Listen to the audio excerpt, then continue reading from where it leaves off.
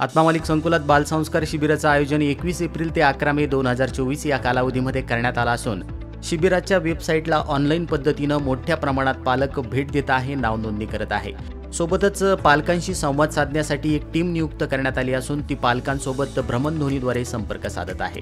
यामध्ये प्रवेश कसा घेता येईल, त्यासाठी कार्यपद्धती कशी आहे, फी कशी असणार आहे, यापासून ते पाल्यास वसतिगृहात काय सुविधा मिळणार आहे याबाबत माहिती देण्यात येत आहे।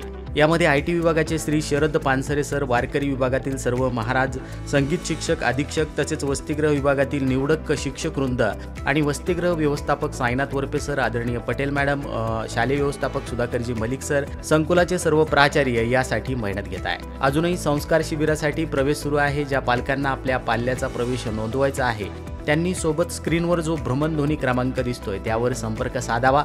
नक्कीच आपल्या पाल्यासाठी उन्हाळा सुट्टीमध्ये ही सुवर्ण संधी असणार आहे। तर या कामी मेहनत घेणाऱ्या सर्व टीमचं संस्थेचे अध्यक्ष माननीय श्रीमान नंदकुमारजी सूर्यवंशी साहेब यांनी कौतुक केलं असून पुढील वाटचालीस हार्दिक शुभेच्छा दिल्या आहेत। आत्मामालिक न्यूजसाठी संपादक सागर आहिरे, कोकम ठाण।